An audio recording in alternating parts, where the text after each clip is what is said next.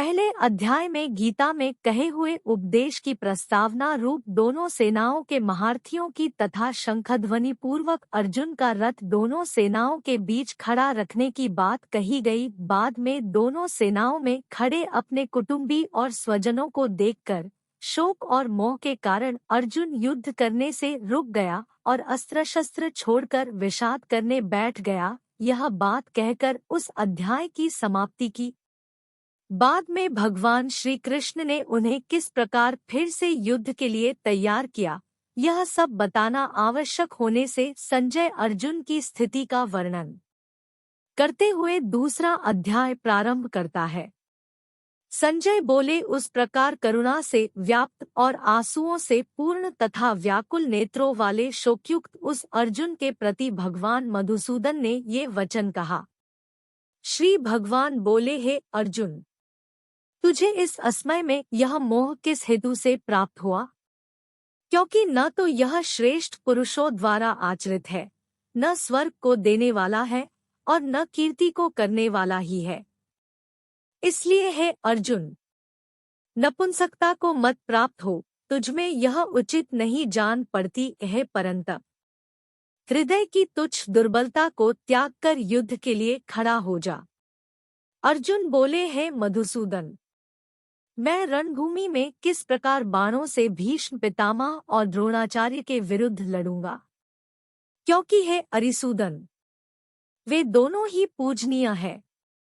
इसलिए इन महानुभाव गुरुजनों को न मारकर मैं इस लोक में भिक्षा का अन्न भी खाना कल्याणकारक समझता हूँ, क्योंकि गुरुजनों को मारकर भी इस लोक में रुधिर से सने हुए अर्थ और कामरूप भोगों को ही तो भोगूंगा।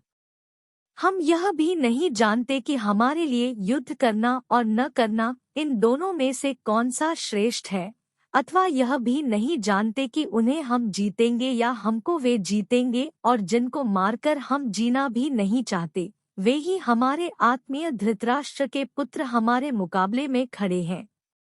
इसलिए कायरतारूप दोष से उपहत हुए स्वभाव वाला तथा धर्म के विषय में मोहित चित्त हुआ मैं आपसे पूछता हूँ कि जो साधन निश्चित कल्याणकारक हो वह मेरे लिए कहिए, क्योंकि मैं आपका शिष्य हूँ। इसलिए आपके शरण हुए मुझको शिक्षा दीजिए। क्योंकि भूमि में निष्कंटक धनधान्य संपन्न राज्य को और देवताओं के स्वामीपने को प्राप्त होकर भी मैं उस उपाय को नहीं देखता हूँ जो मेरी इंद्रियों को सुखाने वाले शोक को दूर कर सके। संजय बोले, हे राजन, निद्रा को जीतने वाले अर्जुन अंतर्यामी श्री कृष्ण महाराज के प्रति इस प्रकार कहकर फिर श्री गोविंद भगवान से युद्ध नहीं करूंगा यह स्पष्ट कहकर चुप हो गए। हे भरतवंशी धृतराष्ट्र, अंतर्यामी श्री कृष्ण महाराज ने दोनों सेनाओं के बीच में शोक करते हुए उस अर्जुन को हंसते हुए से यह वचन बोले। गीता अध्याय 2 श्लोक 11 से 27। श्री भगवान बोले, हे अर्जुन, तू न शोक करने योग्य मनुष्यों के लिए शोक करता है और न ही पंडितों के जैसे वचनों को कहता है, परंतु जिनके प्राण चले गए हैं उनके लिए और जिनके प्राण नहीं गए हैं उनके लिए भी पंडितजन शोक नहीं करते। न तो ऐसा है कि मैं किसी काल में नहीं था, तू नहीं था, अथवा ये राजा लोग नहीं थे, और न ऐसा है कि इससे आगे हम सब नहीं रहेंगे। जैसे जीवात्मा की इस देह में बालकपन, जवानी और वृद्धावस्था होती है, वैसे ही अन्य शरीर की प्राप्ति होती है, उस विषय में धीर पुरुष मोहित नहीं होता। हे कुंती पुत्र, सर्दी गर्मी और सुख दुख देने वाले इंद्रिय और विषयों के संयोग तो उत्पत्ति विनाशशील और अनित्य है। इसलिए हे भारत, उसको तू सहन कर, क्योंकि हे पुरुष श्रेष्ठ, दुख सुख को समान समझने वाले जिस धीर पुरुष को ये इंद्रिय और विषयों के संयोग व्याकुल नहीं करते, वह मोक्ष के योग्य होता है। असत वस्तु की सत्ता नहीं है और सत का अभाव नहीं है। इस प्रकार तत्वज्ञानी अर्थात विद्वान पुरुषों द्वारा इन दोनों का ही तत्व देखा गया है। नाशरहित हो तू उसको जान, जिससे यह संपूर्ण जगत दृश्यवर्ग अर्थात सब कुछ देख सकने वाले व्याप्त है, इस अविनाशी का विनाश करने में भी कोई समर्थ नहीं है। इस नाशरहित, अप्रमेय, नित्य स्वरूप जीवात्मा के ये सब शरीर नाशवान कहे गए हैं। इसलिए है भरतवंशी अर्जुन, तू युद्ध कर। जो उस आत्मा को मारने वाला समझता है तथा जो इसको मरा मानता है, वे दोनों ही नहीं जानते, क्योंकि यह आत्मा वास्तव में न तो किसी को मारता है और न किसी के द्वारा मारा जाता है। यह आत्मा किसी काल में भी न तो जन्मता है और न मरता ही है, तथा न यह उत्पन्न होकर फिर होने वाला ही है, क्योंकि यह अजन्मा, नित्य, सनातन और पुरातन है। शरीर के मारे जाने पर भी यह नहीं मारा जाता है। हे पृथापुत्र अर्जुन, जो पुरुष इस आत्मा को नाशरहित, नित्य, अजन्मा और अव्यय अर्थात जिसमें कोई विकार ना हो, वह पुरुष कैसे किसको मरवाता है और कैसे किसको मारता है। जैसे मनुष्य पुराने वस्त्रों को त्याग कर दूसरे नए वस्त्रों को ग्रहण करता है, वैसे ही जीवात्मा पुराने शरीरों को त्याग कर दूसरे नए शरीरों को प्राप्त होता है। इस आत्मा को शस्त्र काट नहीं सकते, इसको आग जला नहीं सकती, इसको जल गला नहीं सकता और वायु सुखा नहीं सकती, क्योंकि यह आत्मा अच्छेद्य अर्थात जिसका छेदन न हो सके है। यह आत्मा अदाह्य अर्थात जो जलाया न जा सकता हो, अक्लेद्य अर्थात जो गीला या भिगोया न जा सके और निःसंदेह अशोष्य अर्थात न सूखने वाला है, तथा यह आत्मा नित्य, सर्वव्यापी, अचल स्थिर रहने वाला और सनातन है। यह आत्मा अव्यक्त है, यह आत्मा अचिंत्य है और यह आत्मा विकाररहित कहा जाता है। इससे है अर्जुन, इस आत्मा को उपर्युक्त प्रकार से जानकर तू शोक करने के योग्य नहीं है, अर्थात तुझे शोक करना उचित नहीं है। किंतु यदि तू इस आत्मा को सदा जन्मने वाला तथा सदा मरने वाला मानता है, तो भी है महाबाहो, तू इस प्रकार शोक करने को योग्य नहीं है, क्योंकि इस मान्यता के अनुसार जन्मे हुए की मृत्यु निश्चित है और मरे हुए का जन्म निश्चित है। इससे भी इस बिना उपाय वाले विषम में तू शोक करने के योग्य नहीं है। गीता अध्याय 2 श्लोक 28 से 40। हे अर्जुन, संपूर्ण प्राणी इस जन्म से पहले अप्रकट थे और मरने के बाद भी अप्रकट हो जाने वाले हैं, केवल बीच में ही प्रकट है। फिर ऐसी स्थिति में क्या शोक करना है। कोई एक महापुरुष इस आत्मा को आश्चर्य की भांति देखता है और वैसे ही दूसरा कोई महापुरुष इसके तत्व का आश्चर्य की भांति वर्णन करता है, तथा दूसरा कोई अधिकारी पुरुष इसे आश्चर्य की भांति सुनता है और कोई कोई तो सुनकर भी इसको नहीं जानता। हे अर्जुन, यह आत्मा सबके शरीरों में सदा ही अवध्य अर्थात जिसे प्राण दंड न दिया जा सके है, इस कारण संपूर्ण प्राणियों के लिए तू शोक करने के योग्य नहीं है, तथा अपने धर्म को देखकर भी तू भय करने योग्य नहीं है, अर्थात तुझे भय नहीं करना चाहिए, क्योंकि क्षत्रिय के लिए धर्मयुक्त युद्ध से बढ़कर दूसरा कोई कल्याणकारी कर्तव्य नहीं है। हे पार्थ, अपने आप प्राप्त हुए और खुले हुए स्वर्ग के द्वारूप इस प्रकार के युद्ध को भाग्यवान क्षत्रिय लोग ही पाते हैं। किंतु यदि तू इस धर्मयुक्त युद्ध को नहीं करेगा तो स्वधर्म और कीर्ति को खोकर पाप को प्राप्त होगा, तथा सब लोग तेरी बहुत काल तक रहने वाली अपकीर्ति भी कथन करेंगे, और माननीय पुरुष के लिए अपकीर्ति मरण से भी बढ़कर है। और जिनकी दृष्टि में तू पहले बहुत सम्मानित होकर अब लघुता को प्राप्त होगा, वे महारथी लोग तुझे भय के कारण युद्ध में हटा हुआ मानेंगे। तेरे वैरी लोग तेरे सामर्थ्य की निंदा करते हुए तुझे बहुत से न कहने योग्य वचन भी कहेंगे, उससे अधिक दुख और क्या होगा।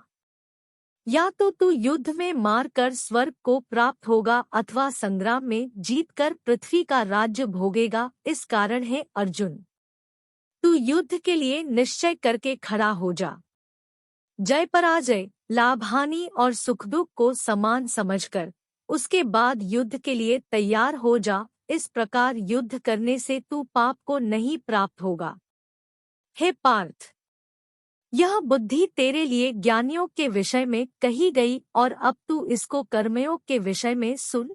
जिस बुद्धि से युक्त हुआ तू कर्मों के बंधन को भली भांति त्याग देगा अर्थात सर्वथा नष्ट कर डालेगा।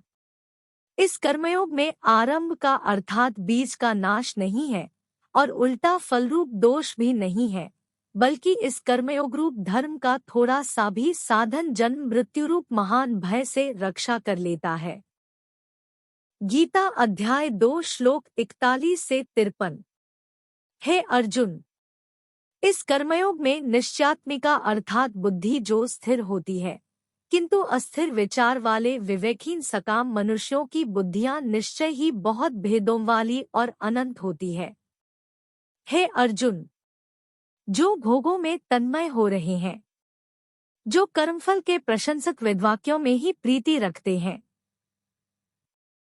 जिनकी बुद्धि में स्वर्ग ही परम प्राप्य वस्तु है और जो स्वर्ग से बढ़कर दूसरी कोई वस्तु ही नहीं है, ऐसा कहने वाले हैं, वे अविवेकी जन इस प्रकार की जिस पुष्पित अर्थात दिखाऊं शोभायुक्त वाणी को कहा करते हैं, जो कि जन्मरूप कर्मफल देने वाली और भोग तथा ऐश्वर्य की प्राप्ति के लिए नाना प्रकार की बहुत सी क्रियाओं का वर्णन करने वाली है। उस वाणी द्वारा जिनका चित्त हर लिया गया है, जो भोग और ऐश्वर्य में अत्यंत आसक्त है, उन पुरुषों की परमात्मा में निश्चयात्मिका बुद्धि अर्थात बुद्धि जो स्थिर होती है नहीं होती। हे अर्जुन, वेद उपर्युक्त प्रकार से तीनों गुणों के कार्यरूप समस्त भोगों और उनके साधनों का प्रतिपादन करने वाले हैं। इसलिए तू उन भोगों और उनके साधनों में आसक्तिहीन अर्थात स्वाधीन, हर्ष शोकादि द्वंद्वों से रहित, नित्य वस्तु परमात्मा में स्थित योगक्षेम अर्थात जो वस्तु अपने पास न हो उसे प्राप्त करना और जो मिल चुकी हो उसकी रक्षा करना को न चाहने वाला और स्वाधीन अंतःकरण वाला हो। सब ओर से परिपूर्ण जलाशय के प्राप्त हो जाने पर छोटे जलाशय में मनुष्य का जितना प्रयोजन रहता है, ब्रह्मा को तत्व से जानने वाले ब्राह्मण का समस्त वेदों में उतना ही प्रयोजन रह जाता है। तेरा कर्म करने में ही अधिकार है, उनके फलों में कभी नहीं, इसलिए तू कर्मों के फल का हेतु मत हो तथा तेरी कर्म न करने में भी आसक्ति न हो। हे धनंजय, तू आसक्ति को त्याग कर तथा सिद्धि और असिद्धि में समान बुद्धिवाला होकर योग में स्थित हुआ कर्तव्य कर्मों को कर। समत्व भाव ही योग कहलाता है।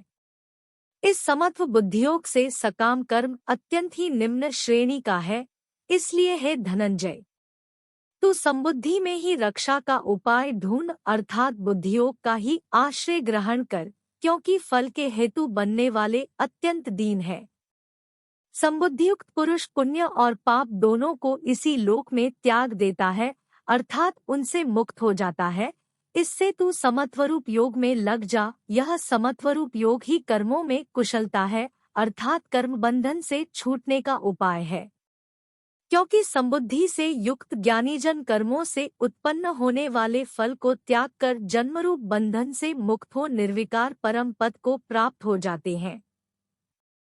जिस काल में तेरी बुद्धि मोहरूप दलदल को भली भांति पार कर जाएगी, उस समय तू सुने हुए और सुनने में आने वाले इस लोक और परलोक संबंधी सभी भोगों से वैराग्य को प्राप्त हो जाएगा। भांति भांति के वचनों को सुनने से विचलित हुई तेरी बुद्धि जब परमात्मा में अचल और स्थिर ठहर जाएगी, तब तू योग को प्राप्त हो जाएगा अर्थात तेरा परमात्मा से नित्य संयोग हो जाएगा। गीता अध्याय 2 श्लोक 54 से 72। अर्जुन बोले, हे केशव, समाधि में स्थित परमात्मा को प्राप्त हुए स्थिर बुद्धि पुरुष का क्या लक्षण है?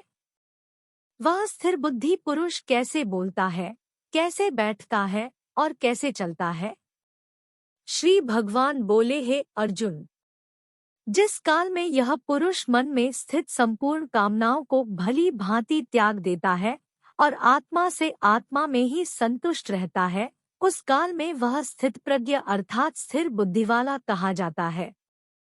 दुखों की प्राप्ति होने पर जिसके मन पर उद्वेग नहीं होता, सुखों की प्राप्ति में जो सर्वथा निःस्पृह है तथा जिसके राग, भय और क्रोध नष्ट हो गए हैं, ऐसा मुनि स्थिर बुद्धि कहा जाता है। जो पुरुष सर्वत्र स्नेह रहित हुआ उस शुभ या अशुभ वस्तु को प्राप्त होकर न प्रसन्न होता है और न द्वेष करता है, उसकी बुद्धि स्थिर है। और जैसे कछुआ सब ओर से अपने अंगों को समेट लेता है, वैसे ही जब यह पुरुष इंद्रियों के विषयों से इंद्रियों के सब प्रकार से हटा लेता है, तब उसकी बुद्धि स्थिर है। इंद्रियों के द्वारा विषयों को ग्रहण न करने वाले पुरुष के भी केवल विषय तो निवृत्त हो जाते हैं, परंतु उनमें रहने वाली इच्छा निवृत्त नहीं होती। इस स्थितप्रज्ञ अर्थात स्थिर बुद्धि वाला पुरुष की तो आसक्ति भी परमात्मा का साक्षात्कार करके निवृत्त हो जाती है। हे अर्जुन, इच्छा का नाश न होने के कारण ये पीड़ित करने वाली इंद्रियां यत्न करते हुए बुद्धिमान पुरुष के मन को भी हर लेती है। इसलिए साधक को चाहिए कि वह उन संपूर्ण इंद्रियों को वश में करके समाहित चित्त हुआ मेरे परायण होकर ध्यान में बैठे, क्योंकि जिस पुरुष की इंद्रियां वश में होती है, उसी की बुद्धि स्थिर हो जाती है। विषयों का चिंतन करने वाले पुरुष की उन विषयों में इच्छा हो जाती है, इच्छा से उन विषयों की कामना उत्पन्न होती है, और कामना में विघ्न पड़ने से क्रोध उत्पन्न होता है।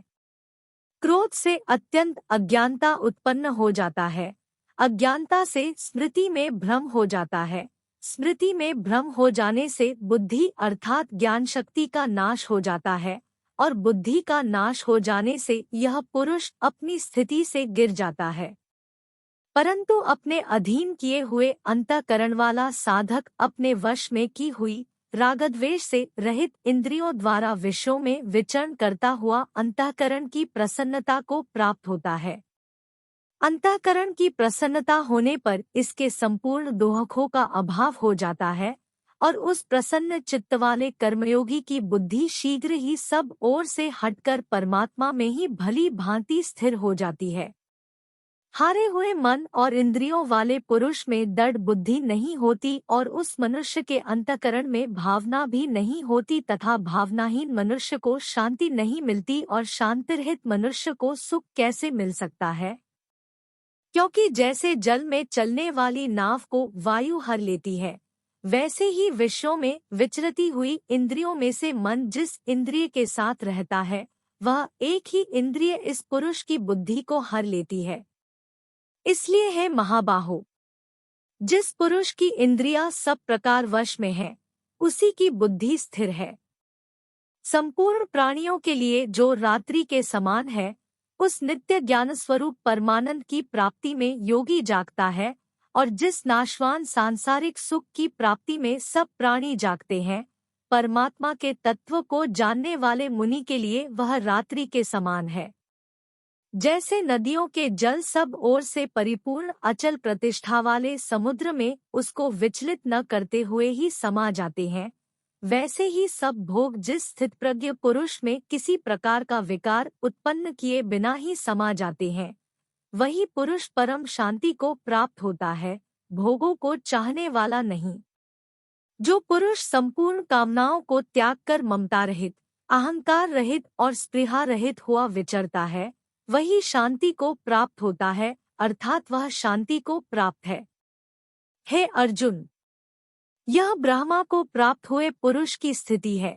इसको प्राप्त होकर योगी कभी मोहित नहीं होता और अंतकाल में भी इस ब्राह्मी स्थिति में स्थित होकर ब्रह्मानंद को प्राप्त हो जाता है।